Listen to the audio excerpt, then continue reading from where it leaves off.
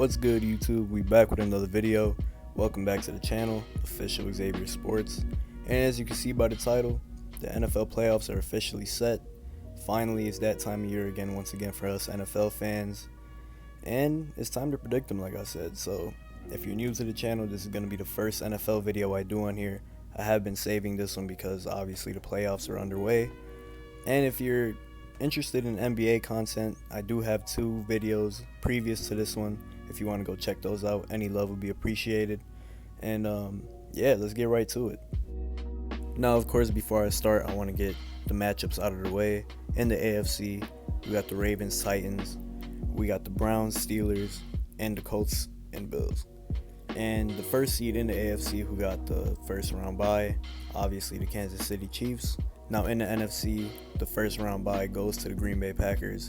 So the NFC does run through Lambeau, which is going to be a big factor. The other matchups include Buccaneers versus Washington, the Rams versus Seahawks, which is another rematch, and the Bears versus Saints. So starting off with the first matchup of Wildcard Weekend, Saturday at 1 o'clock p.m., the Indianapolis Colts versus one of the hottest teams in the league right now, the Buffalo Bills. Like I said, the Bills are just absolutely hot right now.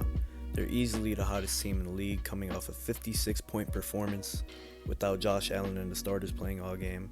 They're just amazing. They did it against the Miami defense, who's definitely not bad at all. They're a pretty good defense, especially this year. The Colts, not a bad team at all. They wrapped up the 7th spot, which isn't bad. They were like top 5 all year. I believe they were like number 5 at one point.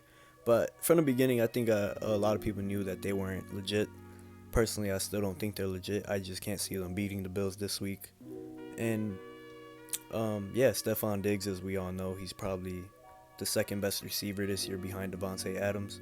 Stats wise, he leads the league in literally everything for a receiver, damn near. But yeah, the Bills, they're just hot right now. They're gonna keep doing it, especially in Buffalo for the playoffs. I would really want this to be a snow game. That would be incredible to watch, especially for the first game of the wild card weekend. I just love snow games in the playoffs. It'll be cool. They got the best fans in the league. I don't know what the fan capacity is gonna be, but it's still gonna be a good game. I don't see it. I could see it being a blowout, but I'm not gonna say it's gonna be a blowout. I could see it being kind of a shootout. But like I said, the Colts with Phillip Rivers, I just can't trust it. So I got the Bills winning this one by 2 scores, with the final score of 27-41. 41 points in the playoff game. I think that's very doable. I know the Colts got a good defense, but I just can't see the Colts keeping up with this Bills team in general. So yeah, I got them moving on. Now moving on to the second matchup of Wildcard Weekend. It's kind of going to be like a tiebreaker game. It's going to be the Seahawks at home versus the Los Angeles Rams. And we saw this 2 times already this season. They split the season series. Rams won the first one by 7. And the Seahawks, just last week, week 16, won the NFC West Championship by beating the Rams. And actually only leaving them at 9 this time. The first one, they obviously scored 23. The second one, they only scored 9. And I think that has a lot to do with, Jared Goff getting injured, obviously. He hasn't been playing good. The whole Rams offense, I feel like they just haven't been good after they beat the Bucks. I felt like that was all that they had left. After that, they didn't really do nothing. Their offense really slowed down. It's seeming like kind of a Chicago situation where the defense has to carry everything, and they left Seattle at only 20 points. That's not a lot. But their offense just fails to continue. I think, honestly, it's going to be the same thing. Although I do like the Rams' chances in this one, I still got the Seahawks winning this game. I feel like Russell Wilson is just somebody that you can't bet against too much. They are taking on a really good defense, so I do think it's going to be a low-scoring game once again. I don't know. I'm not going to say the score yet. I'm going to save that for the end. But, yeah, the DK Metcalf and Jalen Ramsey matchup, that's going to be something fun to watch, especially in a playoff setting. I feel like Jalen definitely won both matchups so far, and this one's going to be even bigger. So I feel like Jalen Ramsey is going to probably hold him once again because he is the best cornerback in the league. I don't care what anybody says. And, yeah, it's going to be a good game, especially in Seattle. Probably going to be a cold game. Who knows? But, yeah, I got Seattle winning this one. I feel like they're just a better team right now. Their defense has definitely stepped up in these past couple weeks, which is really big for them. And their offense has slowed down, but I feel like they could pick it up, especially in playoff time, where Russell Wilson he's not bad in the playoffs. I feel like he doesn't get the respect he deserves. But besides that, yeah, I got Seattle winning this one. Like I said, low scoring game. And of course, a big reason of that is because the past 2 games have been low scoring for both teams. Both offenses don't really look too crazy. I know Seattle, their offense I could trust way more. But for the final score, I'm going to go Seahawks 24-16. Now moving on to the primetime game on Saturday, the Tampa Bay Buccaneers and the Washington football team. Now obviously I feel like a lot of people are writing this game off really quick, also saying why is this the primetime game. I kind of get it. Tom Brady in the playoffs once again. He got knocked out of the playoffs in the first round last year by the Tennessee Titans. And this year, I think a lot of people are writing it off, saying Tampa Bay is going to kill the Washington football team. But it might be a close game. I think it's going to be a good one, a defensive battle, because both defenses are pretty good. Obviously, the offense for Tampa Bay is way better than Washington's, so that's definitely going to be the factor. Is Tom Brady going to play good? It's going to be in Washington. At the end of the day, we all know Tom Brady is the GOAT. If you don't agree, I mean, that's on you. But, yeah, he's not going to fail to disappoint, I feel like. It's going to be a good game, a defensive-minded game. Mike Evans' status right now, well, as of right now, is unclear. We don't know if he's going to play. But Mike Evans is one of the toughest receivers in the league. I could definitely see him playing. And even if they don't have Mike Evans, they still got Antonio Brown, who's been playing out of his mind these past couple weeks. He's looking like he's back to his prime form, which a lot of people didn't expect. And then Chris Godwin. Chris Godwin is the second option on that team, obviously. Like I said, Mike Evans, if he comes in, I think Tampa will probably win by like 2-3 scores. Now, like I said, I don't know if there's going to be a lot of points put up because Tampa Bay has been putting up a whole lot of points, but Washington's line is definitely pretty good. So I guess we'll see what happens. Tampa Bay's offensive line isn't the greatest, but we'll see how they hold up against Washington's. And yeah, I do got Tampa winning this one. I don't think it's going to be too much of a close game. It could be, like I said, Washington. I wouldn't be surprised if they upset them. I wouldn't be surprised at all, honestly. Alex Smith, that'll be a miracle. That'll probably be one of the happiest moments in football history if Alex Smith beats Tom Brady in his first year back from breaking his leg. That'll be amazing, but I'm going to just be realistic here. I'm going to go with Tampa Bay. I don't think it's going to be a high-scoring game. I think it's going to be 27. It's probably 13. Yeah, I'll stick with that. 27-13 Tampa Bay, and they move on. Now moving on to the first game of Sunday afternoon. In my opinion, the best wildcard game of the playoffs. The Baltimore Ravens at the Tennessee Titans. Now, of course, there's a storyline here. Last year, as we all know, the Ravens finished 14-2 behind MVP Lamar Jackson.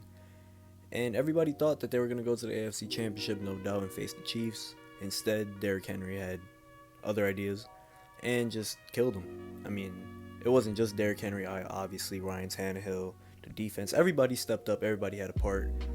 But, man, this is going to be a good game. Obviously, coming into this one is going to be a little bit different. It's going to be in Tennessee instead of Baltimore this year. Tennessee has that over them. And man, this one can honestly go either way. I see a lot of people tilting towards Baltimore because they feel like they're more hot towards the end of the season. Meanwhile, Titans, their defense really hasn't shown too much.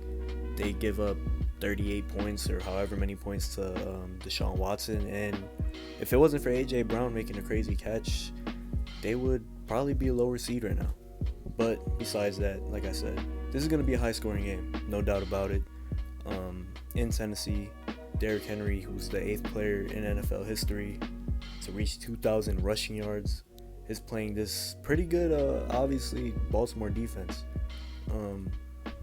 My pick in this one, it isn't easy. I had to think about this one for a little bit, but I'm going to stick with it. I got the Tennessee Titans winning this one once again for the 2nd straight year in a row. Obviously, I could see Baltimore winning this one, no doubt about it, but I'm tilting towards Tennessee for sure. This is going to be a close game. I feel like a high-scoring one. And I feel like Ryan Tannehill, once again, is going to have another little decent playoff run. But yeah, like I said, I got Tennessee winning this one for the 2nd straight year in a row by the score of 34-37. A very close game, but should be a good one. Moving on to the fifth game of Wildcard Weekend. It's probably one of the most interesting matchups of Wildcard Weekend between the Chicago Bears and the New Orleans Saints. Like I said, a very weird matchup. I feel like this one isn't going to be bad at all. A lot of people are already saying the Saints are going to win, but as we all know, sorry Saints fans to say it, but you do choke a lot in the playoffs. Obviously, the Bears haven't made it since 2018, and that's when Cody Parkey, Yeah. But anyways, very interesting matchup. For those who know me, know I've been slandering the Bears all season. But I have been saying whoever got that 7th seed, if it was between the Vikings, the Cardinals, or the Bears, they all had a shot to beat the Saints. And I really do believe that. Now, I feel like this is going to be a low-scoring game once again because this matchup did happen in Week 8 when Nick Foles was still the quarterback. I feel like the Bears have gotten better since that, obviously. It went to overtime, and it went to overtime with Nick Foles. I think that says a lot. I feel like, if anything, the Bears got worse on defense, which is not that bad because they're still a good defense. They still got Khalil Mack, Hakeem Hicks. They got all those good players on defense. Their offense has been putting up a decent amount of points besides last week against the Packers. And, they had scored like 30 in 3 straight weeks before the Packers. So coming into this, they're not looking too bad, I feel like. Meanwhile, on the Saints side, they have also gotten better since that week. Alvin Kamara has been playing out of his mind. He's going to play on Sunday, obviously. There's no way he doesn't. I feel like even if he does have, can't say I don't want to be demonetized. But, I feel like it's going to be an interesting matchup. A low-scoring one also. I feel like there's not going to be a lot of scoring. If Drew Brees loses this one, it's pretty likely that this might be the last game of his career. Sucks to say it, but hopefully he's not on a loss for all Saints fans. But yeah, I still do got the Saints winning this matchup. I do think it's going to be a close one, though. I'm not saying it's going to go to overtime again, but I do think it's going to be close. I feel like Alvin Kamara, he doesn't even have to run. He could go in the passing game. He could do all that. Obviously, Michael Thomas is out for the rest of the season, but the Saints on offense, they still got a system that works no matter what, no matter who they got at a receiver. And Drew Brees, even though he doesn't have the arm that he used to, he's still accurate. He's accurate enough. So, I still got the Saints winning this one. Final score of 19-23, and the Saints move on. And finally, the 6th and final game of Wildcard Weekend. The Browns versus the Steelers. Of course, this matchup just happened last week. The Browns obviously beat them 24-22 to make the playoffs. And here we are again. Of course, this is a divisional rivalry, so honestly, anything can happen. A lot of people don't trust the Steelers, of course, because they started the season 11-0 and then lost 4 of the next 5, showing the whole world that they weren't the best team in the NFL. I think a lot of us knew that besides Steelers fans, but that's besides the point. I expect this game to be another good one, and like I said, it could go either way. The Browns' run game has to definitely be amazing to pull this one out, and the Steelers' offense has to step up. I feel like they have to play like they played the first half of the season. For this prediction, I'm gonna be controversial. With the only upset of my wild card predictions, I got the Cleveland Browns going into Pittsburgh and winning their first playoff game since 1994. Yes, I know it's a little wild, but anything is possible with the divisional rivalry, especially in the playoffs. I feel like Nick Chubb will play amazing along with the defense. Myles Garrett, all them boys, Denzel Ward, of course. And Baker will play good enough to will the Browns to their first playoff win since 1994 and his first playoff win of his career. Yes, I know it sounds crazy, but I'm going to go with my gut on this one. Jack, if you're watching this, fuck the Steelers. But anyways, I got them winning by a final score of 26-23. And those are my wildcard predictions. Now I'll take y'all right to the outro. Now, of course, with all that being said, these will be the divisional matchups if I am right with all my predictions. In the AFC, it'll start off with the number 1 Kansas City Chiefs versus the number 7 Cleveland Browns. A rematch of the college crazy game, which I don't even remember the stats, but Patrick Mahomes versus Baker Mayfield. One of the craziest college duels stat-wise in college history. I'll put the graphic up on the screen whenever. And moving on, the number 2 Buffalo Bills versus the number 4 Tennessee Titans. That would be a really good matchup, so it would be fun to watch. And now moving on to the NFC, the number 1 Green Bay Packers versus Tampa Bay, who are number 5. Of course, so many storylines there. Aaron Rodgers versus Tom Brady in Lambeau Field. What more is there to say, let's be honest.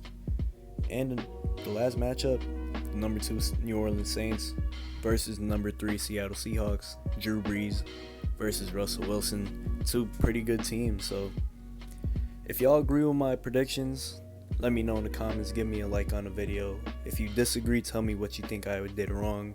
Tell me if you think Cleveland's gonna get their ass whooped by the Steelers, because I'm pretty sure as everybody's probably like, damn. But yeah, besides that, man, I hope y'all enjoyed the video.